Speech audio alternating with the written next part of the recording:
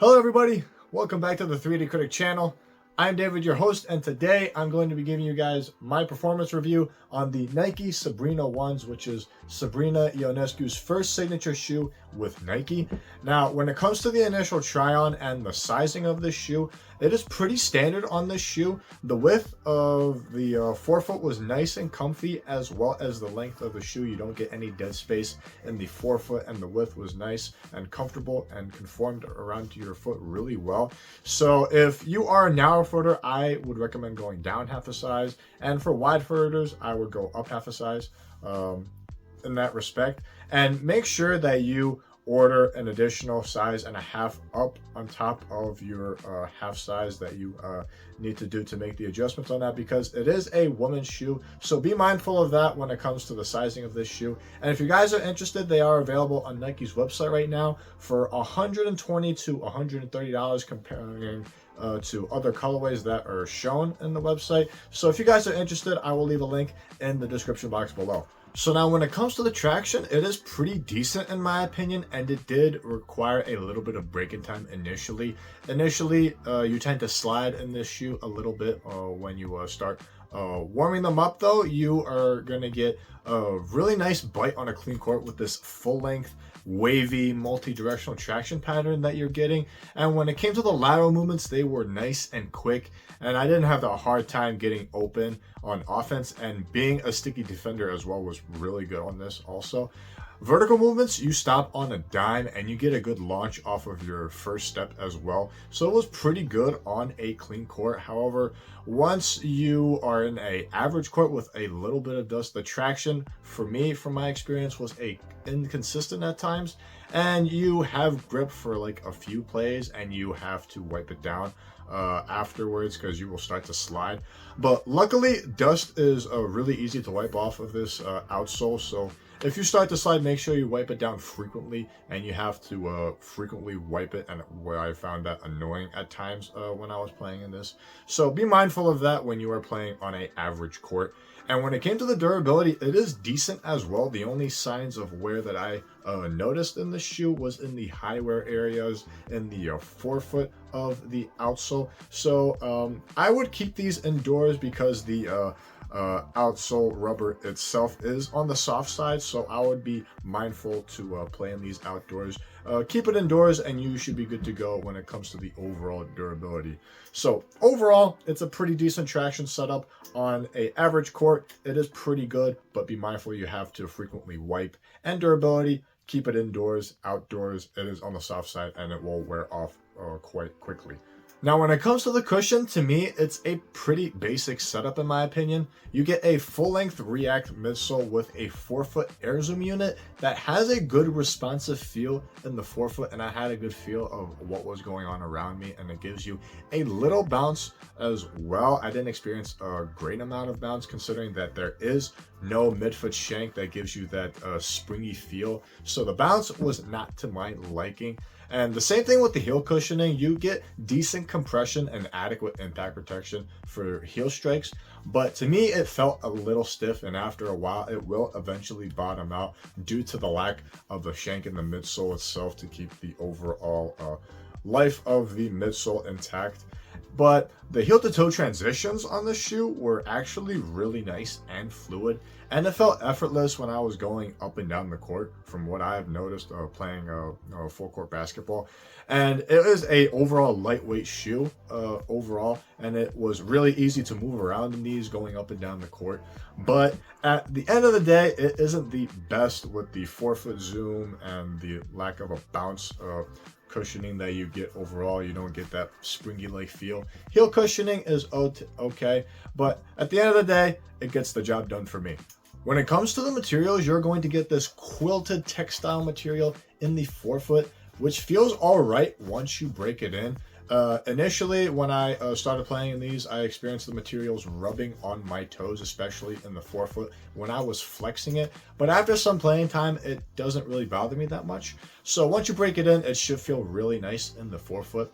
When you move into the midfoot, you get a screened mesh along with a nicely padded mesh tongue that feels breathable and comfortable, and I didn't experience any discomfort. And the same goes for the heel comfort as well, where there is sufficient padding in the heel, and it is overall a pretty comfortable shoe, aside from the toe rubbing that I experienced initially. And when it comes to the overall aesthetics, they look really nice in my opinion. I like this quilted design that you get in the forefoot section right here. And I also like the stitched Nike logo that you get on the lateral side of the shoe, which has a really nice touch in my opinion. And along with the Flywire cables that you see under this screen mesh material, it's been a while since I've seen Flywire shoe. I feel like it needs to make a comeback, and I really like Flywire as a whole when it comes to lockdown, which I will talk about later in the video. And you also get this nice suede material in the heel with Sabrina Ionescu's logo signature in the back, which is a really nice touch overall, and it feels overall pretty nice once you have the required break-in time as well. Now, when you move into the lockdown, like I said earlier, when it came to the fit of the shoe, it is pretty good one-to-one fit in the forefoot section, and you don't experience any movement in the forefoot, and you get a good seal on top of that. When you get to the midfoot, the lacing system that you have with the Flywire cables ensures that you are wrapped and contained in the midfoot. And the heel lockdown was pretty good for the most part. I did experience a little bit of heel slippage, but nothing crazy. And you are pretty much one with the shoe at all times. So at the end of the day, the lockdown is pretty standard in the Sabrina ones. And lastly, when it comes to the support, it was surprisingly good for what you are getting when it comes to the overall tooling.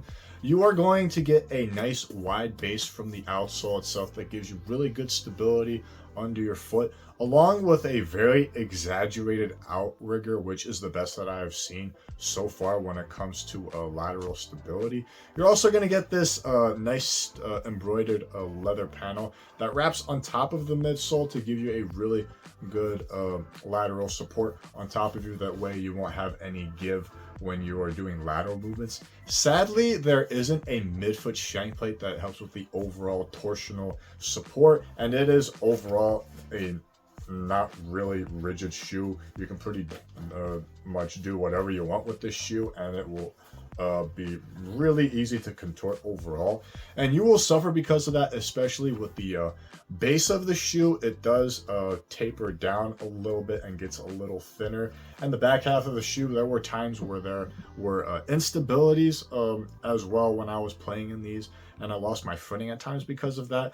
So for heel support, you are going to get this rugged TPU heel counter that feels pretty nice, and I didn't experience any heel movement when it came to side action. And that is basically the only thing that helps prevent the ankle from rolling on you, even when you experience some instabilities that I've experienced as well. All in all, it isn't bad when it comes to support. So in my opinion, overall, the Sabrina ones is a decent shoe in my opinion. I wouldn't recommend it for myself personally. The traction itself is inconsistent at times when it comes to different court conditions that you're in. On a clean court, it is actually a really good traction setup, but once dust is present, it does become a little inconsistent and you have to frequently wipe. And I would keep it indoors because of that, because of how soft the rubber is itself. Cushion isn't that bad for low profile cushioning. If you are a low to the ground type of guy, this is an ideal setup for you, but not for me.